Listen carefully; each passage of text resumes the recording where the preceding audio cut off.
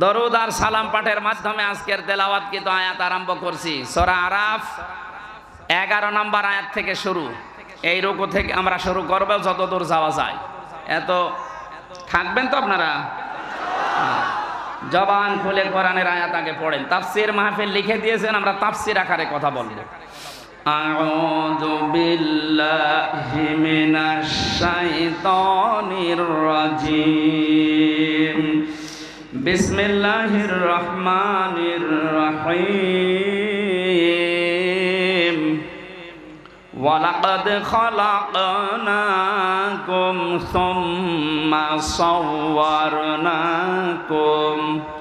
সুম্মা কুলনা লিল মালাইকাতি ইসজুদু লিআদাম ইলা আখিরি আয়াত। কোন সূরা বললাম মনে নেই? আমি আজকে দিনের বেলায় ঠাকুরগাঁও মনে হয় কোন জায়গায় ছিলাম, ঝাপড়তলি। ওখানে সূরা আরাফের 157 নম্বর আয়াতটা পড়েছিলাম, কিন্তু বিস্তারিত বলতে পারি না সময় না থাকার কারণে, আর শরীরও কভার করছিল না। দিনের বেলা শরীর ঘেমে যায়, মনে করলাম রাতের বেলা আরম্ভ করব। আমরা সূরা আরাফ থেকেই পড়েছি, তবে আজকের আলোচনাটা নতুন আঙ্গিকে আমরা কোরআনে কারিম থেকে সাজিয়েছি, ওইভাবে বলার চেষ্টা চালাচ্ছি। আল্লাহ যেন তৌফিক দেন, আমিন। আরফ, আরব শব্দের শাব্দিক অর্থ পরিচিত। আরব মানে কি? বাংলাদেশে বহু মানুষ এই এলাকায় আছে কিনা জানি না, এরা এই যে মারেফতের কথা বলে না? কিসের মারেফত? এই শব্দটা এসেছে উরফুন থেকে। আরাফা ইয়ারিফু, এই শব্দের বাংলা অর্থ পরিচিত হওয়া, প্রকাশ পাওয়া। আল্লাহ পাক বলেন আলহামদুলিল্লাহিল্লাযী আনসালা আলা আবদিহিল কিতাবা ওয়া লাম ইয়াজআল লাহু ইওয়াজা। সব প্রশংসা আল্লাহর জন্য, যিনি তার বান্দার প্রতি কিতাব দিয়েছেন, এমন কিতাব দিলেন যে কিতাবে কোনো মারেফতের কথা নেই। ইওয়াজা মানে বক্ষতা, গোপন কথা, চুরি করা কোনো কথা কোরআনে আল্লাহ দেয়নি। যা দিয়েছে সব ওপেন কথা। এই জন্যে কোরআনের কাছে যারা আসে আর এটা বুঝতে পারে, তারা আর গোপন থাকতে চায় না, তারা ওপেন হতে চায়। এই লোকটা রিমান্ডে এবং 4 বছর জেল খাটার পরে তো গোপনে চলে যাওয়ার দরকার ছিল। এক কথা বলেন না কেন? আপনি দেখেন, যারাই জেল থেকে বের হয়, রিমান্ডে যায়, এই মানুষগুলো আরো গোপনে না, আরো ওপেন হয়। তার মানে কোরআনে কারিম যারা পড়বে, বুঝবে, এদেরকে আপনি যত অত্যাচার করেন গোপনে রাখতে পারবেন না। দিন যত যাবে এরা তত ওপেন হবে। আরে 15.5 বছরের দৃশ্য আমরা উল্টা দেখেছি। কত বড় বড় আলেম বলতো হুজুর গোপনে আসি, এটা শয়তান। গোপনে আসি মানে? হযরত ওমর যেদিন মুসলমান হয় ওই দিনই বলেছিলেন, হে রাসূল আপনি অনুমতি দেন আমি একটা মিছিল করব প্রকাশ্যে। তিনি মুসলমান হওয়ার পরে ওপেন হয়। আর দেশে হাজারো মুসলমান বলে গোপনে আসি, দিনকাল ভালো না। দিনকাল ওই সময় ভালো ছিল? ওই সময় আরো খারাপ ছিল। অত খারাপ দিনকালে যদি তারা গোপন না থেকে ওপেন হতে চায়, এখন আমাদের গোপন হওয়া না ওপেন হওয়া? এমন কোরআন থেকে কথা শুনছি যেখানে গোপন কথা। সুতরাং ফকির ফাকরা, বিভিন্ন জটালা লোক যে দরবারে বসে বসে, কবরস্থানে বসে বলে মারেফতের কথা, ওর মারেফত মানে শুধু মায়ের দেওয়া লাগবে, তাছাড়া কোনো বুদ্ধি নেই। আমার কুষ্টিয়া জেলায় জন্ম নিয়ে আমার ঝামেলা। পৃথিবীর ভেতরে একমাত্র জেলা যেখানে পুলিশ পাহারা দিয়ে গাঁজা খাওয়া। আমি বিশ্বের বহু জায়গায় গেছি, কোন জায়গায় আমি দেখিনি যে পুলিশ পাহারা দিয়ে গাঁজা খাওয়াচ্ছে।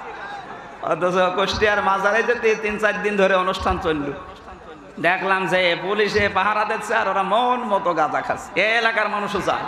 এই ঠাকুরগাঁও, দিনাজপুর, পঞ্চগড়ের মানুষ বউ, ছেলে, মেয়ে, বেটার বউ সব নিয়ে চলে যাচ্ছে। মনে আছে আল্লাহর ওলি ওখানে আছে। কে বলেছে ওটা আল্লাহর ওলি? লালন কোন ধর্মের লোক ও নিজেও বলতে পারেনি। তার মানে কোন ধর্মের অনুসারী ও নিজেও জানে না, ও আল্লাহর ওলি হয় কি করে? এক কথা বলে না কেন? ওর জন্ম ঠিক আছে কিনা আমি তাও জানি না, যেহেতু বিষয়টা গোপন আমি আর কি বলবো। তো ওখানে যে কাজ কারবার গুলো হয় এটা প্রকাশ্য শিরিক। মানুষ ওখানে সেজদা দিচ্ছে, মানুষ ওর কাছে মোনাজাত করছে, এটা হারাম। কবরে সেজদা দেওয়া হারাম, এটা আমার ঘোষণা। লা তাত্তাখিদুল কুবুর মাসাজিদা, কবরকে সেজদার জায়গা বানিও না, এই নির্দেশ রাসূলুল্লাহ। এবং বিশ্ব নবীর নির্দেশকে ডাইভার্ট করে উপেক্ষা করে ওখানে যে কাজ হচ্ছে, মাজার ভাঙা আরম্ভ হয়েছিল, ওই শয়তানের মাজার ভাঙলো না কেন আমি বুঝতে পারিনি। ওটা ভাঙার দরকার ছিল আগে। আপনারা যাবেন না ওই সমস্ত জায়গায় যেখানে মারেফতের কথা বলে আপনাকে মায়ের পথ দেখায়। মারেফত বলে কোরআনে কিছু আছে? কিচ্ছু নেই, সব আছে ওপেন। মারেফত কোনটা? এই যে সালাত, এটা শরীয়ত, আর সালাত যে আদায় করে এটা মারেফত। আমি কথা বোঝাতে পারি। সালাত সিয়াম এটা হচ্ছে শরীয়ত, আর এইটা কিভাবে আদায় করবেন ওর পদ্ধতিগুলো জেনে আদায় করার নাম, পরিচিত হওয়ার নাম মারেফত। সুতরাং এই সূরা আরাফের ভেতরে 157টা বিষয় আলোচনা করা আছে। আমরা একটা বিষয় আজকে নিচ্ছি। আল্লাহ রাব্বুল আলামিন বলেন, কিয়ামতের ময়দানে একটা প্রাচীর আমি বানাবো, যে নাম হচ্ছে আরাফ। এখানে কিছু মানুষকে আল্লাহ দাঁড় করিয়ে দেবেন। নবীজি বলেন এদেরকে আল্লাহ জাহান্নামেও দেবে না, জান্নাতেও দেবে না। সাহাবী বললেন, হুজুর জাহান্নামে দেয় না, জান্নাতে দেয় না, কারণ কি? বিশ্বনবী জানিয়েছেন উম্মতেরা ওই মানুষগুলো দুনিয়াতে ইসলামী আন্দোলন করত। দেলাওয়ার ভাই যে আয়াতটা পড়েছিলেন, হালা আদুল্লুকুম আলা তিজারা তুনজিকুম মিন আযাবিন আলীম, কেউ যদি এই দুনিয়াতে এই ব্যবসাটা করতে পারে, আল্লাহ রসুল বিশ্বাস করার পর তার জান আর মাল দিয়ে জমিনে আল্লাহর বিধান কায়েম করার জন্য চেষ্টা চালায়, আর যা করুক না কেন আল্লাহ ওরে জাহান্নামে দেবে না। এইটাই ফাইনাল, আল্লাহ ওরে জাহান্নামে দেবে না, কিন্তু জান্নাতে দিচ্ছে না।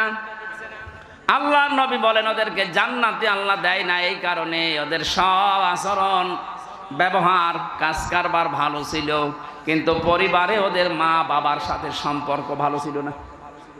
এরকম মানুষ দেশে নেই? আছে, মানে বহু নামাজির ভেতরে আছে, বহু রোজাদারের ভেতরে আছে, ইসলামী আন্দোলন করে, পীর সাহেবের মুরিদ হয়েছে 40 বছর, কিন্তু মা বাবাকে খাবার দেয় না, মা বাবার সাথে সম্পর্ক ভালো না। এটার জন্য শুধুমাত্র ওই স্বামী দায়ী না, ওই সন্তানই দায়ী না। আমি যতটুকু হিসাব নিকাশ করে দেখেছি, এর পেছনে দায়ী ওর বউ, আর ওই বউকে কান পোড়া দেয় ওর বউর মা আর ওর বড় বোন। এই জন্য বড় বোন যারা আছে বিয়ে করবেন না, খুব ঝামেলা। তাই বলে আমারটা না, আমারটা ঠিক আছে। বহু মানুষকে আজ আমরা দেখতে পাচ্ছি খালি উপর থেকে ওর বড় বোন আর ওর মা শুধু খোসায়, শুধু টিপস দেয়, আর কতদিন থাকবে একসাথে, আলাদা হ। তো আলাদা হবে কার সাথে? ওর মা বাবা যদি না থাকে দুনিয়ায়, আলাদা হবে কার সাথে? আপনি তো পরের ঘর থেকে এসেছেন, আর ওকে 25 বছর 30 বছর পর্যন্ত শ্রম দিয়েছে বিনা স্বার্থে ওর মা। হ্যাঁ বলেন, তামাম দুনিয়া একদিকে হয়ে গেলে ঋণ শোধ করা সম্ভব? ছোট্ট একটা বাচ্চা এসে বলছে, মা আমার কয়েকটা ফর্দ আছে, এই যে আমি কয়েকটা ভাউচার বানিয়েছি, এই টাকাগুলো দাও। কিসের ভাউচার এটা? তুমি যে প্রতিদিন আমাকে দিয়ে মশারি টাঙিয়ে নাও, আমি হিসাব করে দেখেছি, এক এক দিন যদি 1 টাকা করেও দাও তো 30 দিনে 30 টাকা হয়। ঠিক আছে, ভাউচারটা দাও। দ্বিতীয় ময়দান হচ্ছে, তুমি আমাকে বাজারে পাঠাও মাঝে মাঝে, মাসে যদি 4 দিনও পাঠাও, আমার যে কষ্ট হয় এ যাওয়া আসা করতে, 5 টাকা করে হলেও কমপক্ষে 20 টাকা হয় মাসে, এ টাকা দাও। মা বলে, বাবা তোর আর ফর্দ আছে? বলে, হ্যাঁ আছে।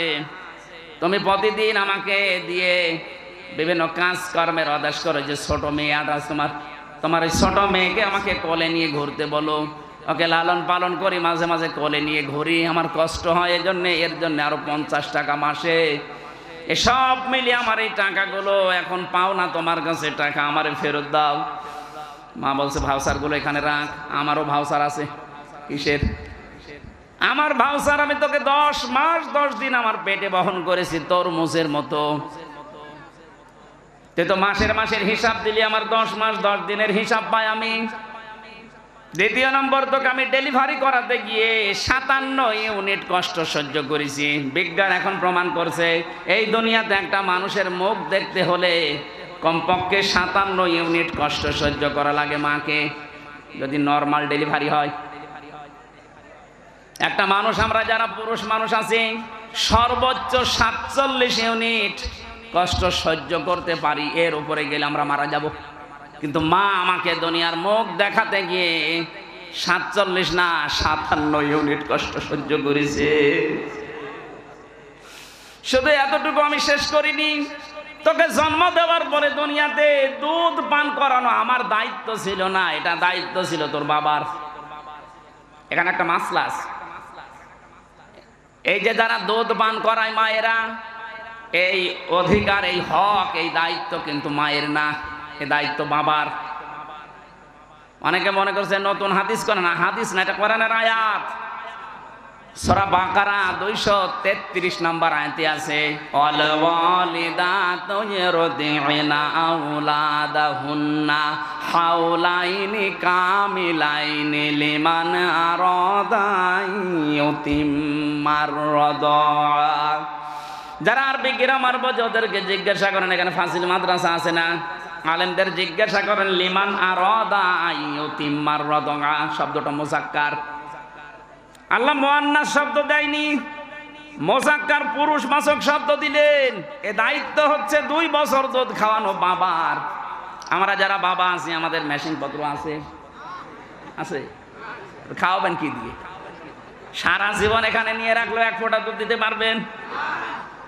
এখন যেহেতু আমাদের নেই, যেটা আল্লাহ দিয়েছে যাদের, তাদের এই কর্তব্যটা ওরা যদি পালন করতে রাজি না হয়, টাকা পয়সা যদি চায় তাও দেওয়া লাগবে। এটা আমার মনে হয় মাইকে না বলা ভালো ছিল। তো সাতা এখন শুনে দেখা যাচ্ছে আমারটা এই যে 1 মাস আগে হয়েছে, বলবে আমার 2 লাখ টাকা দাও, না তো তোমার মেয়ে তুমি না। মাইকে বলে ভুল করে ফেললাম না তো? সম্মানিতা মা বোনেরা যারা এসেছেন, সন্তানকে দুধ পান করিয়ে প্রথম যে দুধটা তার কণ্ঠনালীতে যাবে, একটা মরা মানুষ জীবিত করে দিলে যে সওয়াব হয়, ওই সওয়াব পাবে। প্রতিদিন একটা সন্তান কমপক্ষে 7 থেকে 8 বার দুধ পান করে, বিজ্ঞান প্রমাণ করছে। প্রতিবারে কমপক্ষে 1 পোয়া করে, 8 বার করে হলে প্রতিদিন হয় 2 কেজি, রাত দিন মিলে 2 বছর দুধ পান করা লাগে একটা সন্তানের। আপনি হিসাব করেন, কমপক্ষে একটা সন্তান মায়ের স্তনের দুধ খায় 36 মণ। কত? 36 মণ। দেলাওয়ার ভাইদের ভাই হচ্ছে 5টা না, বোন কয়টা? 9টা। 36কে 9 দিয়ে গুণ দেন তো, অথচ মায়ের ওজন মাত্র 50 কেজি। কি একটা কুদরতি মেশিন আমাদের মায়ের কাছে আল্লাহ লাগিয়ে দিয়েছে। আমার গ্রামের বাড়ি যেখানে কুষ্টিয়া হালসা, ওই গ্রামে একজনের মেয়ে 12টা, ছেলে 4টা, একটা বউ 16টা। আপনি 9 দিয়ে 36 দিয়ে হিসাব করেন 16 কত মন হয়? আমি একবার হিসাব করেছিলাম 772 মন। এত দুধ আল্লাহ বের করলেন, এটা আপনাকে এমনি এমনি আল্লাহ দেয়নি। মেয়েরা যারা এসেছেন, অনেকে মনে করছেন আমার বডি স্ট্রাকচার খারাপ হয়ে যাবে, আমার স্বাস্থ্য খারাপ হবে, এই জন্য এখন আর সন্তানকে দুধ দিতে চান না। স্বামীকে বলে ডানো আনো, ডানো আনো, মানে এত কষ্ট করে জন্ম দিলাম, এরপরও ডানো আনো। ডানো বানানো হয় কি দিয়ে দেখেছেন? ওর ভেতরে পশুর খাবার মিশানো আছে, পশুর দুধ মিশানো আছে ওর ভেতরে। এই জন্য মায়ের স্তনের দুধ বাদ দিয়ে যারা সন্তানকে শুধু ডানো খাওয়ান, ও বড় হলে আবার আচরণ দেখবেন পশুর মতো হবে। আমাদেরকে আল্লাহ ওই মেশিন দেয়নি, আপনাদের দিয়েছে এমনি না, কারণ এখানে জমা করে রাখার জন্য না। যত ছেড়ে দেবেন তত শরীর ভালো থাকবে।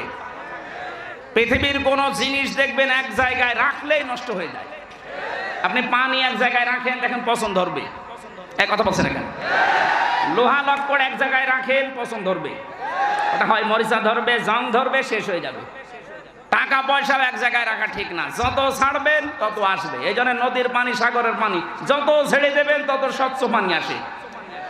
ক্ষমতাও এক জায়গায় রাখা ঠিক না, এও নষ্ট হয়ে যায়। 15.5 বছরে নষ্ট হয়ে যায়নি?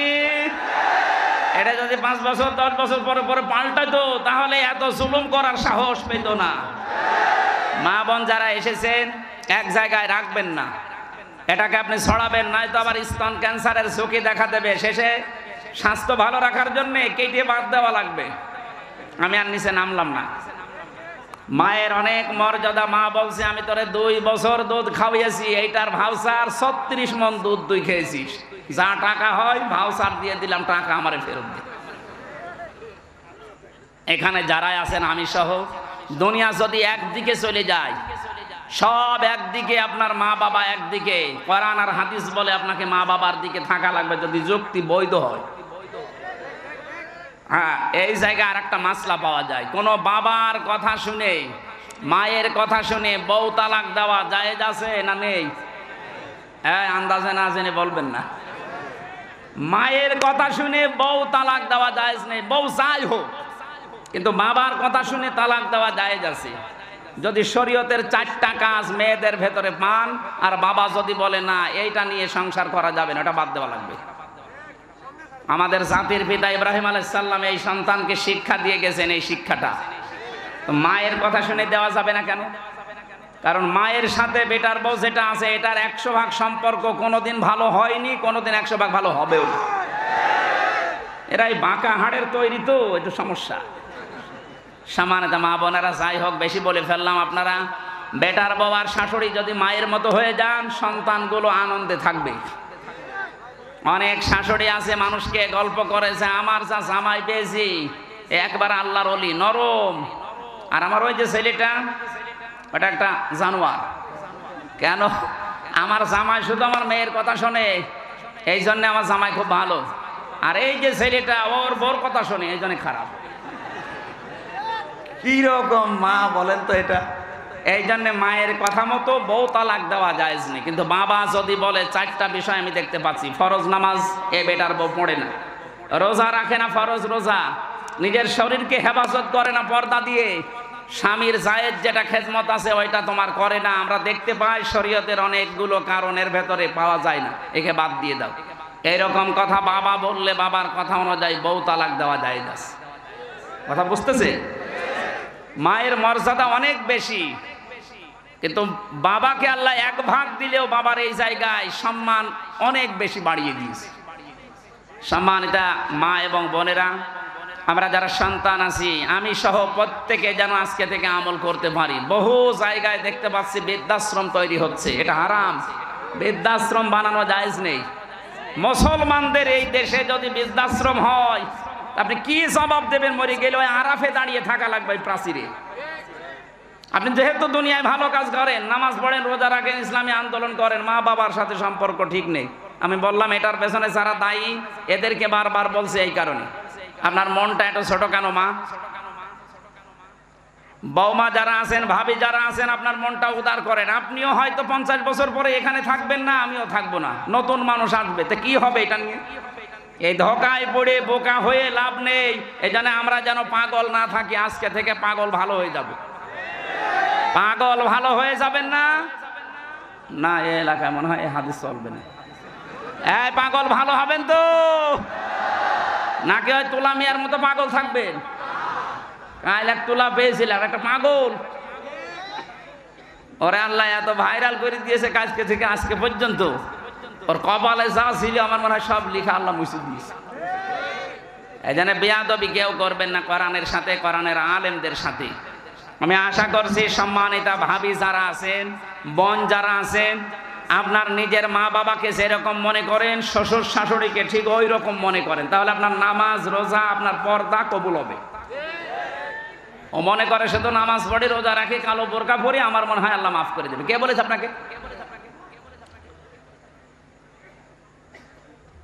শ্বশুর শাশুড়ির সাথে সম্পর্ক যাদের ভালো নেই, আপনি আপনার স্বামীকে বাধ্য করছেন খারাপ আচরণের জন্য, খরচপাতি দেওয়া বন্ধ করার জন্য, আপনি ওই আরাফ নামক ওই প্রাচীরে দাঁড়িয়ে থাকবে আপনার স্বামীর সাথে। যারা আমরা এরকম কোনো কিছু যেন না করি, আল্লাহ আমাদের বাঁচান, বলেন আমিন। বহুদূর এগিয়ে গেছি আমরা, হচ্ছে না, পরিবেশটা ভালো হচ্ছে না ভারতের এই সিরিয়ালগুলোর কারণে।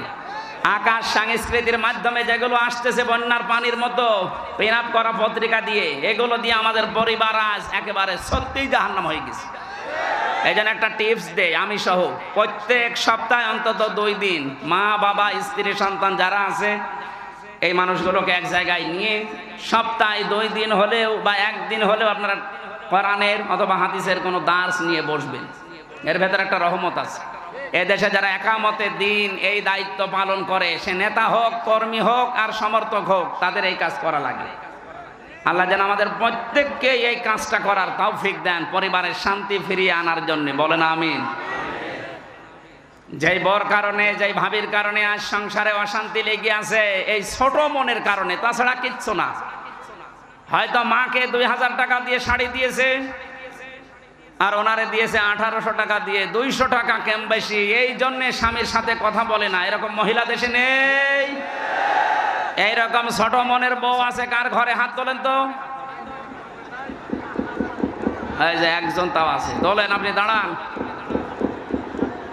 ঠিক আছে ভাই, ও ভয় পাচ্ছে। ক্যামেরা সব ঘোরানো আমার দিকে, আপনার ভয় নেই। হাত আমি তুললে সমস্যা আছে, আমার শালা আছে পেছনে, ও বাড়িতে সব বলে দেবে। আমার এই যে ম্যাডাম তো মনে হয় লাইভ দেখছে।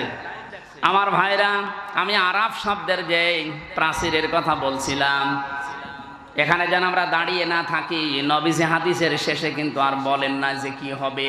এখন ভাবেন তো, আমাদের জীবনে এ দুনিয়ায় ভালো ভালো কাজ করার পরেও মা বাবার সাথে খারাপ আচরণ করে যদি এই অবস্থা হয়ে যায়, আমাদের মতো কপাল পোড়া কেউ আছে? আল্লাহ আমি সহ যারাই আসলাম, আমাদেরকে এই আরাফ মেনে নেওয়ার তৌফিক দাও, বলেন আমিন। আরম্ভ হচ্ছে আল্লাহর কোরআনে কারীম, ওয়ালাকাদ খালাকনাকুম সুম্মা সাওয়ারনাকুম। আল্লাহ পাক বলেন, অবশ্যই আমি তোমাদেরকে বানিয়েছি। বলেন তো, আমাদের বানিয়েছেন কে?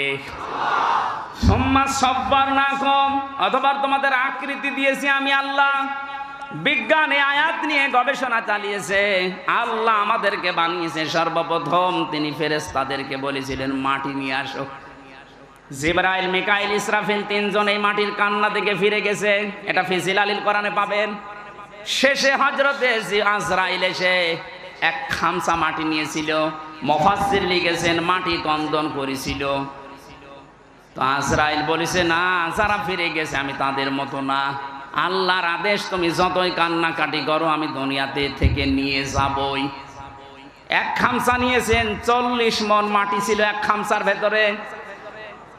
ফেরেশতাদেরকে আল্লাহ এই যে বডি স্ট্রাকচার যেটা এটা তৈরি করলেন, বডি স্ট্রাকচার তৈরি করতে 40 মণ মাটি দিয়ে 36 হাত মোটা, 60 হাত লম্বা, তার মানে 120 হাত 60 গজ।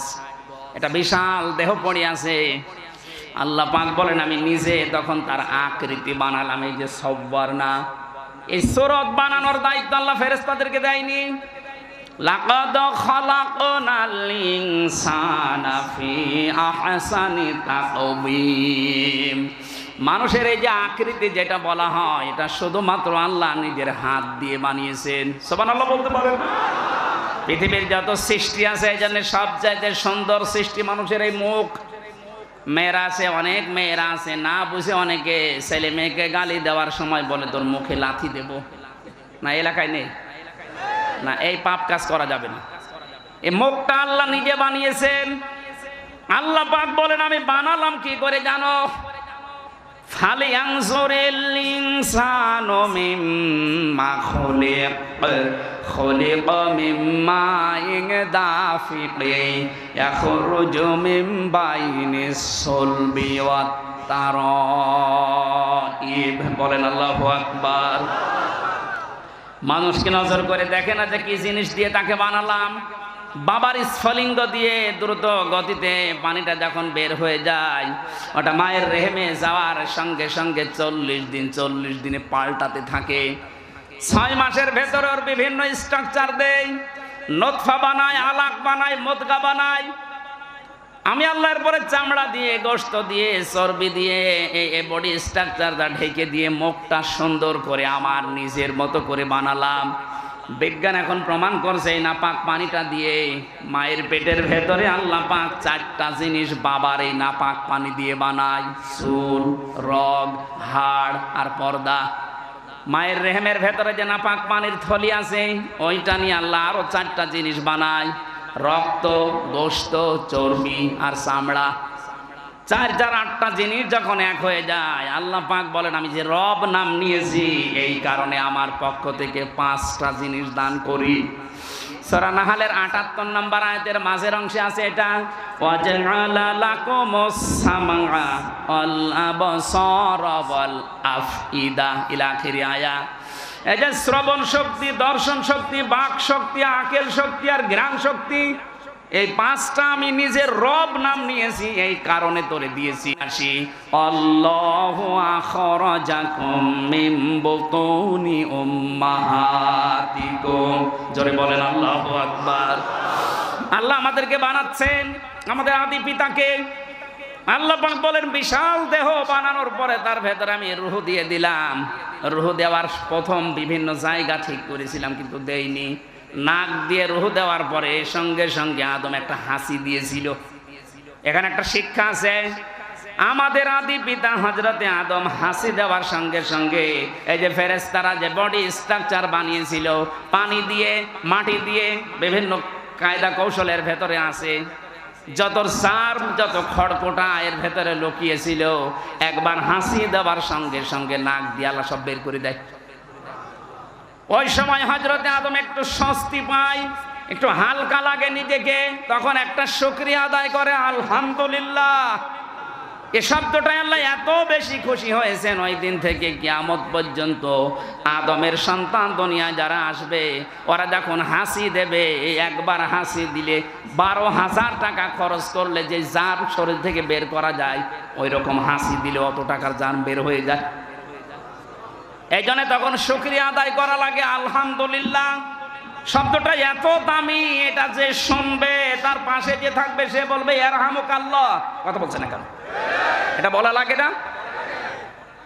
আপনি আলহামদুলিল্লাহ আমাদের আদম নবী বলেছিলেন এটা। আল্লাহ পাক এবার ফেরেশতাদেরকে বললেন সুম্মা কুলনা লিল মালাইকা, ফেরেশতাদেরকে বললাম লিআদামা ফাসাজাদু ইল্লা ইবলিস, তোমরা একটু সেজদা দিয়ে সম্মান দেখাও আমার আদমকে। প্রশ্ন আসতে পারে হযরতে আদমকে সেজদা দেওয়া লাগবে কেন? আমি 7টা কারণ পেয়েছি তাফসিরে। 1 নম্বরে হযরতে আদমকে আল্লাহ জ্ঞান দিয়েছিলেন তাই। আবার প্রশ্ন আসতে পারে ফেরেশতাদের জ্ঞান ছিল না? হ্যাঁ ছিল, কিন্তু যতটুকু আল্লাহ দিয়েছেন ওর বাইরে ওনারা 1 পাও নড়তে পারতো না। এজন্য ফেরেশতারা এক বাক্যে জানিয়েছিল قالوا سبحانك لا علم لنا إلا ما علمتنا إنك أنت العليم الحكيم। বলেন আল্লাহু আকবার। হযরত আদম আলাইহিস সালামকে আমি ঘটনা শোনাতে না, শিক্ষা নেওয়ার জন্য বিশাল দেহ পড়েছিল। হযরত আদমকে আল্লাহ শিক্ষা দিয়েছিলেন প্রথমে যে জিনিসের নামগুলো, ওটা আমরা অনেকেই মনে করি আলু পটল বেগুন ঝিঙা, এই না। আল্লাহ ওই দিন যত ন্যায় আছে যত অন্যায় আছে সব কিছু তার সাথে পরিচয় করে দিয়েছিলেন। এখানে যারা তাফসীর পড়তে পারেন সূরা বাকারার 31 নম্বর আয়াতটা বাড়ি দিয়ে মিলাবেন, ওয়া আল্লামা আদামাল আসমা কুল্লাহা। আল্লাহ পাক নিজে ক্লাস নিয়ে শিখিয়েছেন আদম আলাইহিস সালামকে যত কিছু অন্যায় যত কিছু ন্যায় সবই একদিনে তার ভেতরে আল্লাহ দিয়ে দিয়েছেন, এক ক্লাসের ভেতরে। সুম্মা আরাদাহুম আলাল মালাইকা, অথবা ফেরেশতাদের সামনে ওনাকে আরজি করলেন, হাজির করার পরে বললেন দেখো তো বলো দেখি, কারণ ফেরেশতারা ন্যায় অন্যায়ের ওই ভাষাগুলো তখন তো বুঝবে না। ওনাদেরকে আল্লাহ যতটুকু শিখিয়েছেন তার বেশি ওনারা পারে না। আদম আলাইহিস সালামকে ক্লাস নিয়ে আল্লাহ সব আগে জানিয়ে দিয়েছেন। হযরতে আদমকে এবার ডাক দিয়ে বললেন দেখো, আদমকে জিজ্ঞাসা করো যত ন্যায় আছে দুনিয়া শুরু থেকে কিয়ামত পর্যন্ত সব ন্যায় সব অন্যায়ের পরিচয় আমার আদম বলতে পারবে। এই জন্য আমরা আদমের সন্তান হিসাবে লেখাপড়া করি নাই, তারপরও কিন্তু ন্যায় আর অন্যায় বুঝি। কথা বলেন না কেন?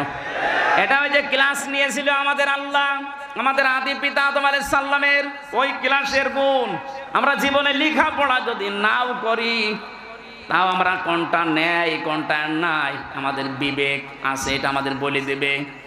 হযরত আদম আলাইহিস সালামকে তৈরি করা হয়ে গেল, জান্নাতের ভেতরে তিনি ঘুরতেছেন, সব কিছু আছে জান্নাতে, কিন্তু মনের ভেতর ওনার শান্তি নেই। রব্বুল আলামিন বলেন আমি আদমের মনের খবর যেহেতু জানি, ওনার বাম পাজর থেকে একটা হাড় বের করে সুন্দর একটা মেয়ে লোক বানিয়ে রাখলাম, নাম দিলাম হাওয়া। হযরতে আদম ঘুম থেকে উঠেই দেখলেন একটা মেয়ে লোক, উনি তাকালেন এবং ধরতে গেলেন। রব্বুল আলামিন বলেন আদম তাকানোও যাবে না ধরাও যাবে না। হযরতে আদম ওই সময় বলেছিলেন রব্বুল আলামিন ধরা যাবে তাকানো যাবে, কি করলে আপনি সেই পদ্ধতি বলেন। আল্লাহ ওই সময় বলেছেন বিয়ে করা লাগবে। বলছে আমি রাজি আছি, বিয়ে করা লাগবে, রাজি আছি শুনলেই হবে। মহারানা দেওয়া লাগবে, আমার কাছে কিছু নেই। বিয়ে করতে রাজি হয়ে গেলে কি করে? বাংলাদেশের যুবক আমরা যারা আছি কোন ফরজ যদি নাও জানি, বিয়ে করা ফরজ এটা জানি। ফরজ কি কাউকে বলে দেওয়া লাগে? বহু সন্তান আছে এখানে মোবাইল করে বলে হুজুর এটা বলতে পারেন না, মা বাবা থাকে। ঠিক আছে বললাম তো, বিয়ে করা ফরজ আছে কারোর জন্য, কারোর জন্য সুন্নাত আছে, কারোর জন্য নফল আছে, কারোর জন্য ওয়াজিব আছে, কারোর জন্য হারাম আছে। আপনি বিয়ে করে যদি অত্যাচার করবেন, যৌতুক নেবেন, এই নিয়ত থাকে আপনার জন্য বিয়ে করা জায়েজ নেই, হারাম। কথা বলেন না কেন? যদি এই নিয়ত থাকে যে আমি সুন্নাত পালন করব, দুনিয়াতে নবীজির উম্মতের সংখ্যা বাড়াবো, আপনার জন্য বিয়ে করা সুন্নাত। নিজেকে কন্ট্রোল করা যদি কঠিন হয়ে পড়ে, তার জন্য বিয়ে করা ফরজ ওয়াজিব। হযরতে আদম সেই বলেছেন আমি বিয়েতে রাজি আছি, আমি তাকাতে চাই, ধরতে চাই। কারণ এই যে মেয়ে লোকের প্রতি একটা আকর্ষণ, এটা আল্লাহ নিজে বানিয়ে দিয়েছেন। সূরা আলে ইমরানের 14 নম্বর আয়াতে তাফসীর করা আছে, যুজ্জিনা লিন-নাসি হুব্বুশ শাহাওয়াতি মিনান নিসা। আল্লাহ বলেন আমি সুশোভন করে দিয়েছি, আকর্ষণীয় করে দিয়েছি 7টা জিনিসকে দুনিয়ায়, তার 1 নম্বরে নারী, স্ত্রী। এই জন্য স্ত্রী লোকের প্রতি, মেয়ে লোকের প্রতি আকর্ষণ আসবেই পুরুষের, এইটাই স্বাভাবিক। এটা বানিয়েছে কে? আল্লাহর এই সিস্টেমটাকে বাংলাদেশে আজ অনেকেই উল্টিয়ে দিতে চাচ্ছে। মেয়ে লোকের প্রতি আপনার আকর্ষণ হবে, দায়িত্ব দিয়েছে, এই পদ্ধতি বানিয়েছে কে? আরো জোরে বলেন। এটা আজ যারা পাল্টিয়ে সমকামিতা অর্জন করার মাধ্যমে বাংলাদেশে অনেকে অফিসও নিতে চাচ্ছেন, নাম দিয়েছে মানব অধিকারের অফিস। তাই কিসের মানব অধিকার? সমকামিতার অফিস বানানোর জন্য যারা চেষ্টা আছেন, 96% মুসলমানের এই দেশে এই গনার কাজ আমরা হতে দেব? বলেন কত রুচি নিচে নামলে পুরুষ মানুষকে বিয়ে করে? বলেন মানুষ আজ পর্যন্ত কোন কুকুর পুরুষকে বিয়ে করেছে আমি শুনিনি। কথা বলেন না কেন? যে সমস্ত মানুষেরা এই সমকামিতার নাম দিয়ে এটা প্রমোটও করছেন, আমার মনে হয় এরা কুকুরের চাইতেও খারাপ। এদের কোনো আত্মীয় স্বজন এদের সাথে করা যাবে না, এগুলো মানুষের তালিকায় আর নেই। হযরতে আদম নবী যখনই রাজি, আল্লাহ পাক বলেন দেন মোহর দাও, কিছু নেই, তাহলে আমার নবী মুহাম্মদুর রাসূলুল্লাহর উপরে 10 বার দরুদ পড়ো, এইটাই দেন মোহর। তিনি পড়লেন, পড়ার পরে জান্নাতের ভেতরে বেশ আরামে আছেন। এখানে আমার কয়েকটা শিক্ষা আছে আয়াতে। রব্বুল আলামিন বলেন জান্নাতে ওরা যখন আরামে ছিল, হযরতে আদম আলাইহিস সালামকে আমি একটা নিষেধ করেছিলাম, সব জায়গায় যাওয়া যাবে কিন্তু ওই গাছটার কাছে যাওয়া যাবে না। এই গাছ মানে আল্লাহর একটা নিষিদ্ধ জায়গা। এটা শুধু জান্নাতের ভেতরে না, এই পৃথিবীতে আল্লাহর বহু নিষিদ্ধ বর্ডার আছে। আমরা যারা আল্লাহকে বিশ্বাস করি ওই বর্ডার পর্যন্ত যেই থেমে যাওয়া লাগবে। এই যে অর্থনীতির বিভাগে যারা পড়েন, অর্থনীতির বিভাগে যারা কাজ করেন, আপনি অর্থনীতি কাজ চালান, ব্যাংকিং ব্যবস্থায় বলেন, সামাজিকভাবে বলেন, ব্যবসায়িকভাবে বলেন, মোশারাকা, মোদারাবা, মোরাবাহা, এর বিভিন্ন নিয়ম নীতিতে ব্যবসা করেন, কিন্তু সাবধান, যখনই সুদের কাছে যাবেন থেমে যাবেন। সুদের কাছে যাওয়ার পরে যদি না থেমে আদম নবীর মতো, হাওয়া আলাইহিস সালামের মতো ওই গন্ধম গাছের ফলও খেয়ে ফেলেন, নিষিদ্ধ, আপনাকে আল্লাহ অভিশপ্ত করে দেবে। কথা বলেন না কেন? এদেশে আমরা অনেক জায়গায় দেখি, এই জেলায় আছে কিনা জানি না, 1000 টাকা ছেড়ে রাখে, মাসের পরে 100 টাকা করে বেশি পায়। এই সুদ মায়ের সাথে জেনা করার শামিল। যারা মায়ের সাথে জেনা করছেন তারা নামাজ পড়ে, রোজা রেখে, হজ করে কি করবেন বলেন? কারা কারা এই গোনায় আছেন হাত তোলেন তো। না, ওই মানুষ আমার মনে হয় মাহফিলে আসেনি, আলহামদুলিল্লাহ। না, ওরা হাত তুলতো না, তাহলে ওরকম 2 নাম্বার মানুষ মাহফিলে আসে? ও বলছে না, ঠিক আছে। যদি কেউ এরকম কাছে থেকে থাকেন ভাই, এখানে লজ্জার খাতিরে তুলছেন না, কিয়ামতে কোটি কোটি মানুষ থাকবে, আপনার এখানে লেখা থাকবে সুদখোর। এ মায়ের সাথে জেনা করে যেরকম লেখা থাকবে, তখন আপনার লজ্জা লাগবে না? কার জন্য কি করে যাচ্ছেন দুনিয়ায়? আপনার স্ত্রী, আপনার সন্তান, আপনার ছেলে মেয়ে, মা বাবা হয়তো আপনার এই সুদের টাকা, অবৈধ টাকা ভোগ করার জন্য তারা দুই পায়ে খাড়া আছে, কিন্তু সুদের জন্য যে জেনার গুনাহ হয় এইটা আপনার সন্তান নিতে রাজি না। কথা বলেন। আমরা এই ধোকায় যেন পড়ে না থাকি। যতটুকু আছে না খেয়ে মরে যান, আপনি মরার পরে জান্নাত পাবেন, কিন্তু সুদের সাথে জড়িত হয়ে 1000 টাকা দিয়ে রাখেন। আমাদের কুষ্টিয়া এলাকায় আছে 1000-এ 100 টাকা বেশি দেয়, এদিকে মনে হয় আরো বেশি, 250 হয়ে গেছে। হযরতে আদম নবীকে আল্লাহ ডাক দিয়ে বললেন এখানে যাওয়া যাবে না। আকুলনা ইয়া আদম উসকুন আনতা ওয়া যাওজুকাল জান্নাতা ওয়া কুলা মিনহা রাগাদান হাইসু শি'তুমা ওয়া লা তাকরাবা হাদিহিস শাজারাতা ফাতাকুনা মিনাজ জালিমিন। এই ওঠাওঠি করছে কারা? এরা খুব জরুরি না খেতে? একটু জিজ্ঞাসা করেন। খুব জরুরি হলে ছেড়ে দেন, আর হালকা জরুরি হলে আর আধা ঘন্টা বসিয়ে রাখেন। এই ছেলে, এই যুবক মানুষ চলে যাচ্ছে মানে, হ্যাঁ 1.5-2 ঘন্টা বসে থাকতে পারো না? বিয়ে দিলেও বউ টেকবে? আমি আর নিচে নামলাম না।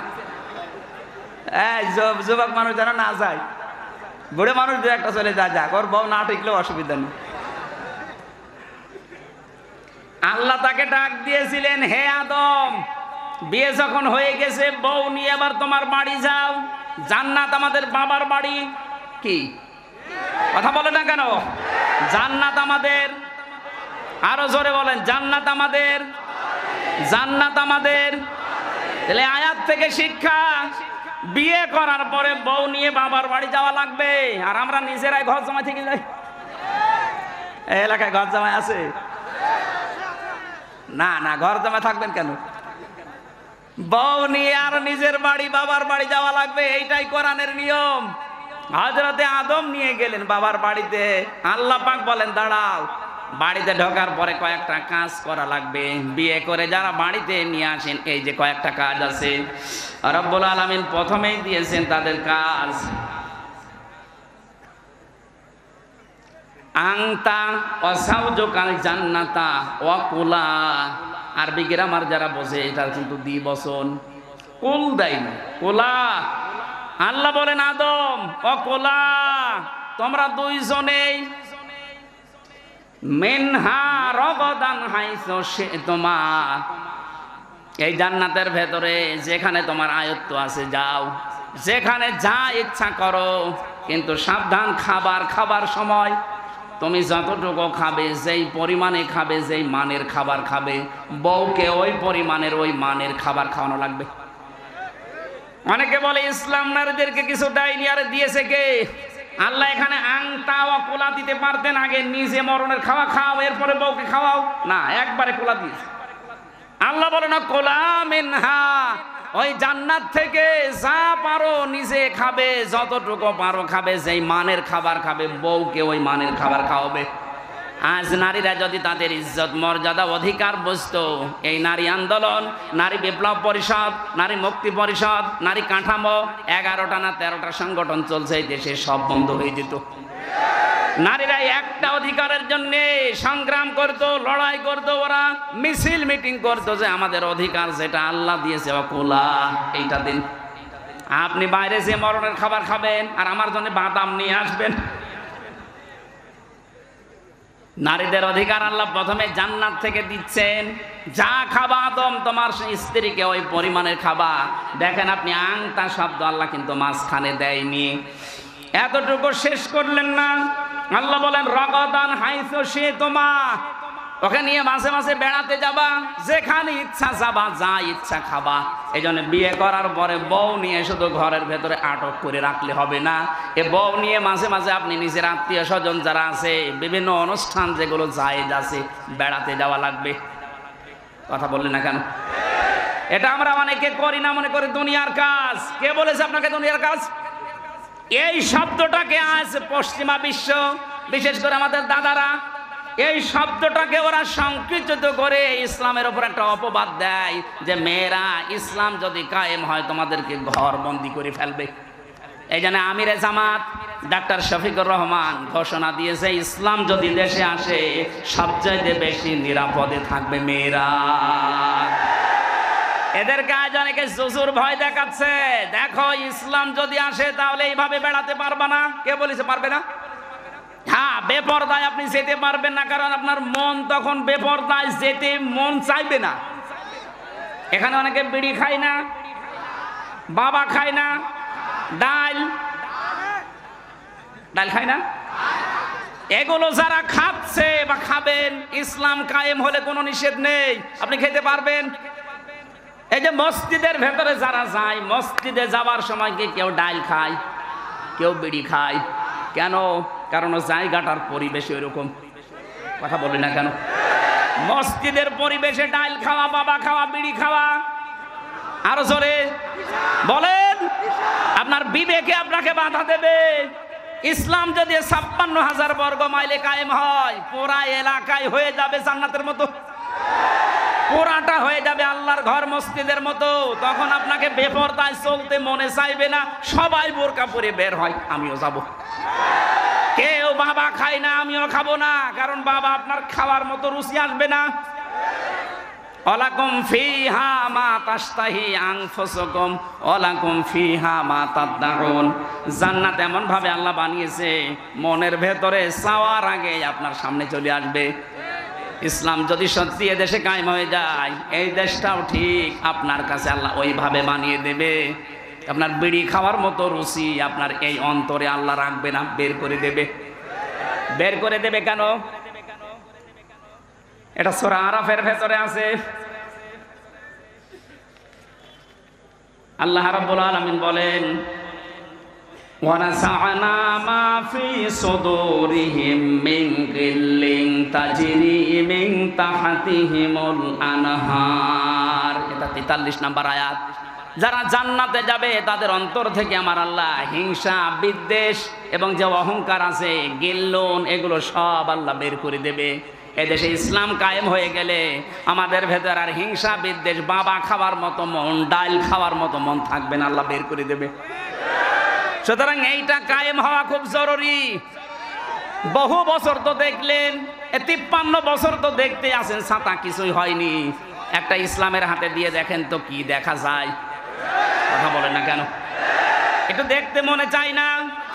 মেয়েদেরকে বলছি, আপনাদের এই জুজুর ভয় যারা দেখাচ্ছে, ওরা আপনাদের ভোগ করতে চায়। আল্লাহ কোরআনে নির্দেশ দিচ্ছে, আদম বউ নিয়ে ঘুরবা ফিরবা, হ্যাঁ সাবধান, ওলা তাকরাবা হাদিহি শাজারা, এই গাছের কাছে যাবা না।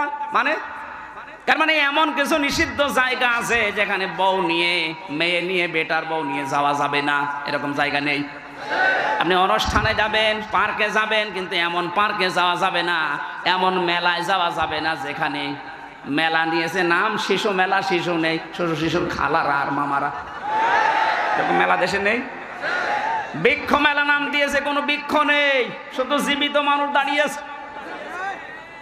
এই জন্য এমন জায়গায় আমি যেতে পারি না যে জায়গায় আল্লাহর নিষিদ্ধ তাকরাবা হাদিহি শাজারা। তাহলে বউ নিয়ে ঘোরাঘুরি করা, এদিকে ওদিকে যাওয়া, এটা জায়েজ নেই। আরো জোরে বলেন। কোন লোক যদি নিজের স্ত্রীকে সাজগোজ করার জন্য কিছু কিনে দেয়, এই যে যত কিছু লাগে ওদের, আশকারা, মাসকারা, আইলানা, আমি ৫৭টা জিনিসের নাম পেয়েছি বিয়ে করার সময়, তাও তো অল্প টাকা দিয়ে বাজার করেছিলাম। আমার যে ৫৭টা লিস্ট ধরিয়ে দিয়েছে, আমি বলছি এত কিছু কেন? বলছে হুজুর সব এখনো দিইনি, বাকি জিনিস যদি সব দিয়ে দেয় আপনি যা টাকা এনেছেন এ টাকায় হবে না। বলেন তো, এক চকের ভেতরে দেখলাম প্রায় ৮টা না ৯টা, বাকি জায়গায় কত আছে? ওদেরকে যদি ১০০০ জিনিস সাজতে লাগে, স্ত্রীকে সাজগোজ করার জন্য যত টাকা খরচ হবে, ওটা যদি শুধু আপনার জন্য হয়, পরপুরুষের জন্য না হয়, পুরা ১০,০০০ টাকার যদি সাজগোজের জিনিস দেওয়া হয়, পুরাটাই সাদগা। স্ত্রীকে ৫,০০০ টাকার জিনিস কিনে দিয়েছেন সাজার জন্য ১ বছরে, হাত তোলেন তো, এরকম মানুষ আছেন কিনা? এই এলাকায় মানুষ বিয়ে দেয়? এই যে একজন, না এটা রেকর্ড হচ্ছে, এই যে ছবি তুলছে সব, এই স্টেজে একটা মানুষও হাত তুললো না। এদের কি বউ আছে না গেছে? আপনারা মেয়েরা এরকম মানুষ বিয়ে করেছেন, 1 বছরে 5,000 টাকা জিনিস কিনে দেয় না, আবার বলে হ্যাঁ তুমি সেজে থাকো না, তো সাজবে কি দিয়ে? সম্মানিত মা বোনেরা, না আপনার স্বামী যেন পরিমণির দিকে আর না তাকায়। কথা বলেন না কেন? আপনি নিজেকেই পরিমণি মানিয়ে ফেলবেন। টাকা দিতে না চাইলে দরকার হয় পকেট মারা টাকা দিয়ে ফেরেন লাভলি কিনবেন, কোনো অসুবিধা নেই। যদি দিতে না চায়, ফেরাউন মার্কার কারণ মার্কা স্বামী হলে তার থেকে নেওয়া যায় যাচ্ছে। হযরত আদম আলাইহিস সালামকে আল্লাহ বলেছিলেন এই নিষিদ্ধ গাছের কাছে যদি চাও তাহলে জালেম হয়ে যাবা। উনি বেশ ঠিকঠাক আছেন, হঠাৎ করে জান্নাতের মেন গেটে শয়তান এসেছে, মধুর সুরে কাঁদতেছে। হযরত হাওয়া আলাইহিস সালাম ছিলেন পাশে, এসে দেখে কাঁদে একটা লোক। কি কাঁদো কেন? যে কাঁদি আমার জন্য না, কাঁদি তোমাদের জন্য। আমাদের জন্য? আমাদের আর কি, আমরা তো ভালোই আছি, বিশাল এলাকা আমাদের জন্য, মন মতো যেখানে ইচ্ছা যায় যা ইচ্ছা খায়, বেশ আনন্দে আরামে আছি আমাদের চেয়ারে। আমাদের কান্না কি হলো আমাদের জন্য? শয়তান ওই সময় 2টা কথা বলেছিল, আল্লাহ পাক কোরআনে তুলে দিয়েছেন। রব্বুল আলামিন বলেন, শয়তান বলেছে ওয়াকাসামাহুমা ইন্নী লাকুমা লামিনান নাসিহিন। আমি আল্লাহর নামে কসম দিয়ে বলছি, আমি তোমাদের হিতাকাঙ্ক্ষী, শুভাকাঙ্ক্ষী। এই দুনিয়াতে যারা মুসলমানদের ঈমান আর আমল ধ্বংস করার জন্য সাহায্যের হাত বাড়ায়, দেখবেন ওদেরও দুর্বিসন্ধি এইটাই। এদেশে বহু এনজিও বাইরের দেশ থেকে আসে শুধু আমাদের ঈমান আর আমল ধ্বংস করার জন্য। 10 টাকার উপকার করলে সুদের মাধ্যমে 20 টাকা চুষে নেয়। কথা বলছেন না? শয়তান প্রথমেই কথা বলতে গিয়ে কেটে ফেলেছে। কথা বলতে কি প্রথমেই ও কেটে ফেলেছে। আল্লাহ পাক বলেন, শয়তান প্রথমেই কথা বলতে গিয়ে কাঁদছিল। হযরতে হাওয়া তার কান্না দেখে গলে গেছে। তিনি ডাক দিয়ে বলেন, আপনি কাঁদবেন না। কাঁদেন কেন? কি হয়েছে? আমাদের জন্য আপনার কাঁদা দরকার নেই, বলেন তো কি? এই জন্য শয়তান মার্কা মানুষ দুনিয়ায় যারা আসবে, আপনি দেখবেন তারা কথা বলার আগেই কেঁদে ফেলে। আমরা তো তাই দেখেছি। আর বাবা মারা যাওয়ার পর থেকে কান্না আরম্ভ। কথা বলতে গেলেই বলে আমার কেউ নেই, কেউ নেই। এই কেউ নেই কেউ নেই বলেই কেঁদে ফেলে। তো কেউ নেই, আমরা কি করব? এতিম মানুষ, এতিমের জন্য এতিমখানা আছে। কথা বলেন না কেন? আপনি যদি যেতে চান আমরা রাজি আছি। মা বাপ যেহেতু আপনার নেই, এতিম, এদেশে বহু এতিমখানা আছে, সেখানে রেখে দেব। আসতে বলেন। কান্নাকাটি যখন বন্ধ হয়ে গেছে, হযরতে হাওয়া আলাইহিস সালাম বললেন, এবার বলেন তো দেখি কান্নার প্রথম কারণ। শয়তান আবার ব্যাখ্যা করছে। 1 নম্বরে শয়তানের ব্যাখ্যা ছিল এই, দেখেন আমি কাঁদি আপনাদের জন্য এই কারণে, আমি গোপন সূত্রে জানতে পেলাম যে আরামে আপনারা আসেন, এই আরামে আপনাদেরকে আল্লাহ রাখবে না, এখান থেকে বের করে দেবে। মেয়েদের অভ্যাস এইটা, এটা কোরআনে আছে। হযরতে ইউসুফ নবীর ঘটনা বর্ণনা করতে গিয়ে আল্লাহ এটা আমাদেরকে জানিয়েছেন। আমার আলোচনা কি লম্বা হয়ে যাচ্ছে? ওরে বাবা, 11টা বেজে গেছে। বলেন, বললে তো মেলাক্ষণ বলতে পারবো, কিন্তু আমার তো শরীর বাঁচাতে হবে। হযরতে আদম আলাইহিস সালাম, ইউসুফ আলাইহিস সালামের জামানায় যে ঘটনাটা, আমরা একটু ইঙ্গিত দিই। ইন্না কাইদাকুন্না আযীম।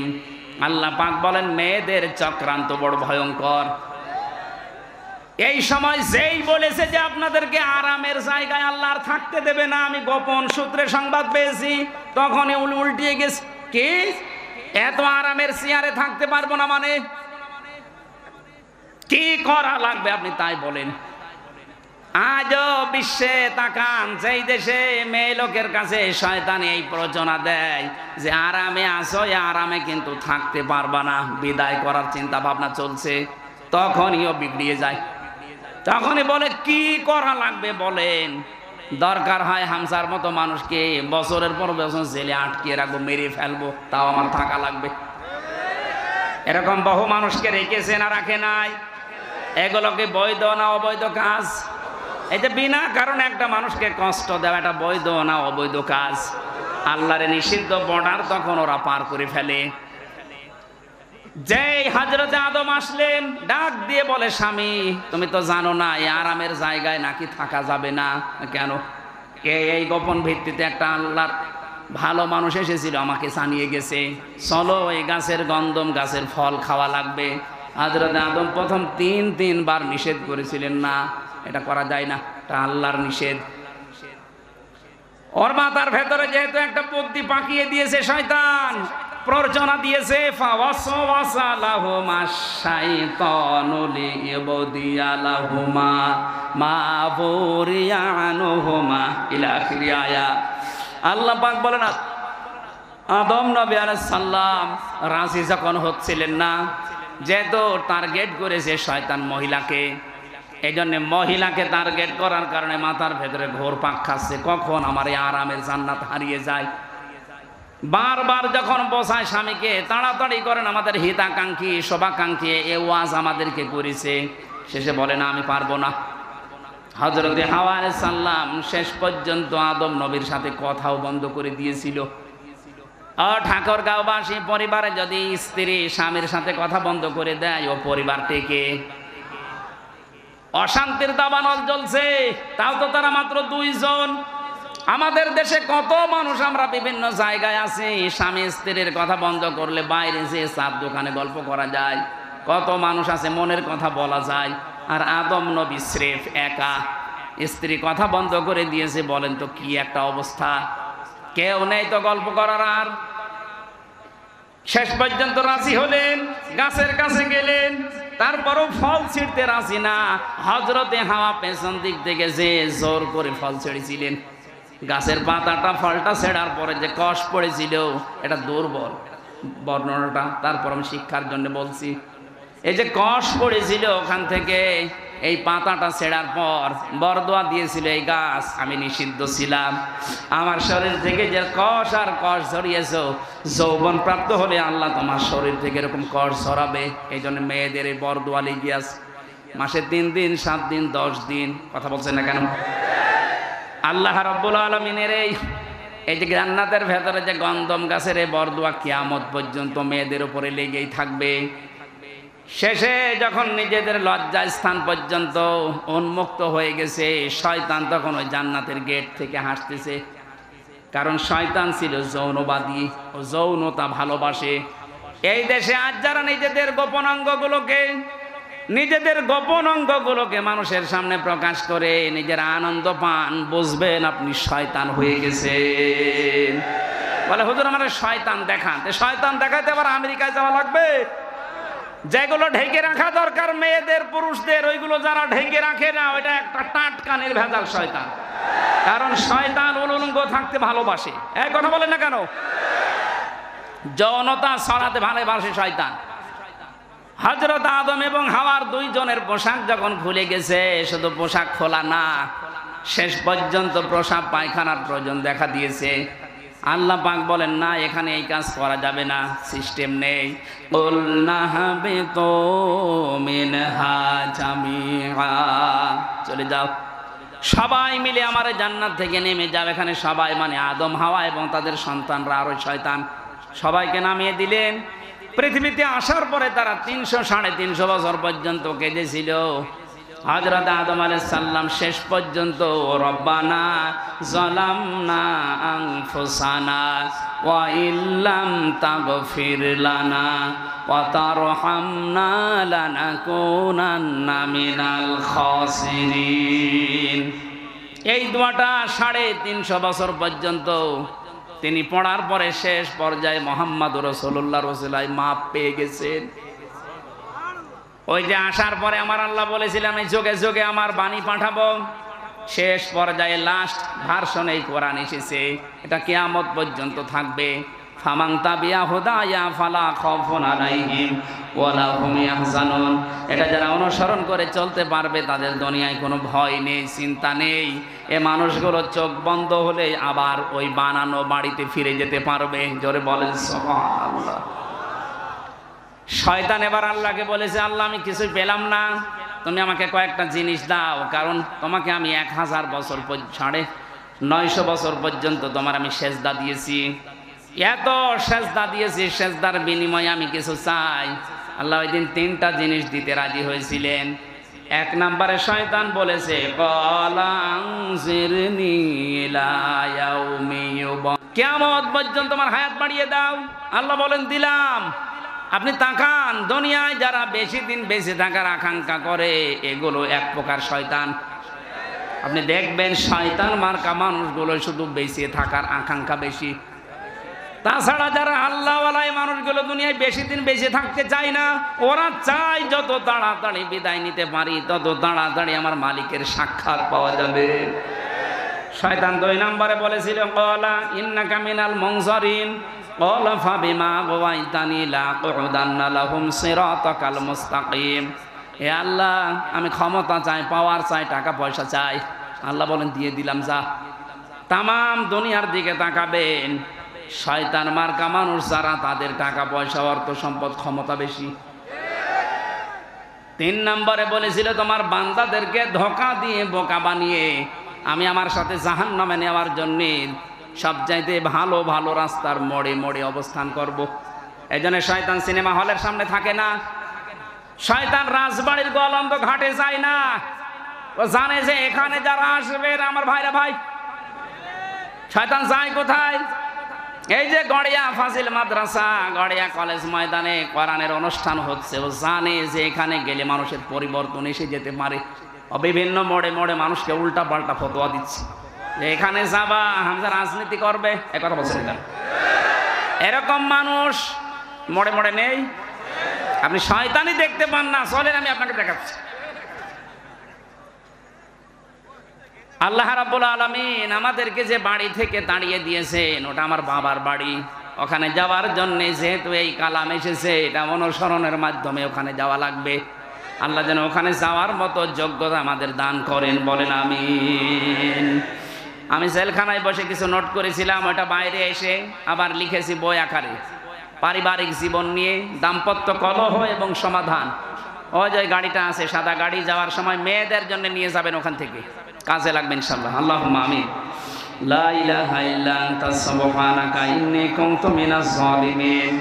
আল্লাহুম্মা গফিরলি ওয়ারহামনি ওয়াহদিনি ওয়াফিনি ওয়ারযুকনি ইয়া রাব্বাল আলামিন। আস্তাগফিরুল্লাহাল্লাযী লা ইলাহা ইল্লা হুয়াল হাইয়ুল কাইয়্যুম ওয়া আতুবু ইলাইহি। লা হাওলা ওয়ালা কুওয়াতা ইল্লা বিল্লাহিল আলিয়্যিল আযীম। লা ইলাহা ইল্লা আনতা সুবহানাক ইন্নী কুনতু মিনাজ জালিমিন। রব্বুল আলামিন ঠাকুরগাঁও জেলার গড়িয়া বাজারে ইসলামী সমাজ কল্যাণ পরিষদ কর্তৃক আয়োজিত তোমার কোরআনের অনুষ্ঠানে যারা শ্রম দিয়েছে, যারা টাকা দিয়েছে, এদের টাকাগুলো ওসমানের মতো কবুল করে নাও। এ মাহফিলে নারী পুরুষ যারাই আমরা এসেছি, আমাদেরকে ওমরের মতো, হযরতে ফাতেমার মতো বানিয়ে দাও। আমাদের প্রধান অতিথি শ্রদ্ধাভাজন বড় ভাই দেলাওয়ার হোসেন, আল্লাহ তুমি কোরআনের পাখি দেলাওয়ার হোসেন সাইদির মতো কবুল করে নাও। এ মাহফিলে যত অতিথি এসেছে, আমি নাম জানি না অনেকের, আল্লাহ তোমার কুদরতি খাতায় তাদের নামও লিখে নাও। মাওলানা হোসাইন কথা বলেছে, মাওলানা হারুন, আল্লাহ অনেকের মা বাবা নেই, তাদের বাবাকে কবরে মাফ করে দাও।